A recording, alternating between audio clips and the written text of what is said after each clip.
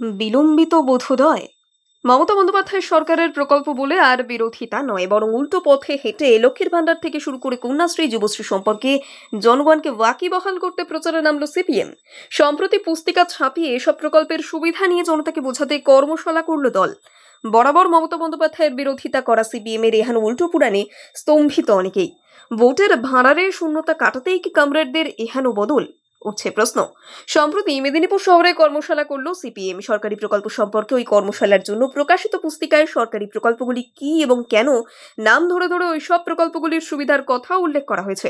জনগণ যাতে এসব সরকারি প্রকল্পের সুবিধা সহজে গ্রহণ করতে পারেন সে কথা বোঝানো হয়েছে।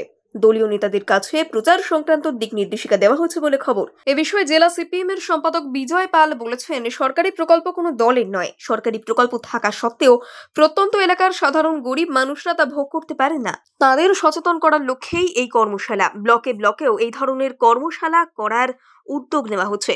সেদিন খুব অতীতের নয়, যখন মুখ্যমন্ত্রী মমতা বন্দ্যোপাধ্যায় মহিলাদের জন্য লক্ষ্মীর ভান্ডার প্রকল্পটির কথা ঘোষণা করেন, তখনও তীব্র বিরোধিতা করেছিল সিপিএম বিজেপি। প্রথমে লক্ষ্মীর ভান্ডারের ভাতা ছিল মাসে ৫০০ টাকা, তপশিলি জাতি উপজাতির জন্য ছিল ১০০০। তা নিয়ে সিপিএম এর কটাক্ষ ছিল ৫০০ টাকা ভিক্ষা দেওয়া হচ্ছে। কেউ কেউ বলতে শুরু করেছিলেন ৫০০ টাকার বিনিময়ে ভোট কেনার ছক তৃণমূল সরকারের। কিন্তু এত বিরোধিতা যে আদেও লাল পার্টির সমর্থনে ধস নামিয়েছে, পরপর বেশ কয়েকটি নির্বাচনের নিরিখে তা বেশ টের পেয়েছে কমরেড কুল। তাই বোধহয় এখন উল্টো সুর সেই সিপিএম এর গলাতেই। বিলম্বিত বোধোদয়। মমতা বন্দ্যোপাধ্যায় সরকারের প্রকল্প বলে আর বিরোধিতা নয়, বরং উল্টো পথে হেঁটে লক্ষ্মীর ভান্ডার থেকে শুরু করে কন্যাশ্রী, যুবশ্রী সম্পর্কে জনগণকে ওয়াকিবহাল করতে প্রচারে নামল সিপিএম। সম্প্রতি পুস্তিকা ছাপিয়ে এসব প্রকল্পের সুবিধা নিয়ে জনতাকে বোঝাতে কর্মশালা করল দল। বরাবর মমতা বন্দ্যোপাধ্যায়ের বিরোধিতা করা সিপিএম এর এহেন উল্টো পুরাণে স্তম্ভিত অনেকেই। ভোটের ভাঁড়ারে শূন্যতা কাটাতেই কি কমরেডদের এহেন বদল, উঠছে প্রশ্ন। সম্প্রতি মেদিনীপুর শহরে কর্মশালা করলো সিপিএম। সরকারি প্রকল্প সম্পর্কে ওই কর্মশালার জন্য প্রকাশিত পুস্তিকায় সরকারি প্রকল্পগুলি কি এবং কেন নাম ধরে ধরে ওই সব প্রকল্পগুলির সুবিধার কথা উল্লেখ করা হয়েছে। জনগণ যাতে এসব সরকারি প্রকল্পের সুবিধা সহজে গ্রহণ করতে পারেন সে কথা বোঝানো হয়েছে। দলীয় নেতাদের কাছে প্রচার সংক্রান্ত দিক নির্দেশিকা দেওয়া হয়েছে বলে খবর। এ বিষয়ে জেলা সিপিএম এর সম্পাদক বিজয় পাল বলেছেন, সরকারি প্রকল্প কোনো দলের নয়। সরকারি প্রকল্প থাকা সত্ত্বেও প্রত্যন্ত এলাকার সাধারণ গরিব মানুষরা তা ভোগ করতে পারেন না।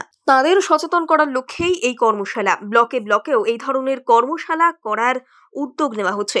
সেদিন খুব অতীতের নয়, যখন মুখ্যমন্ত্রী মমতা বন্দ্যোপাধ্যায় মহিলাদের জন্য লক্ষ্মীর ভান্ডার প্রকল্পটির কথা ঘোষণা করেন, তখনও তীব্র বিরোধিতা করেছিল সিপিএম বিজেপি।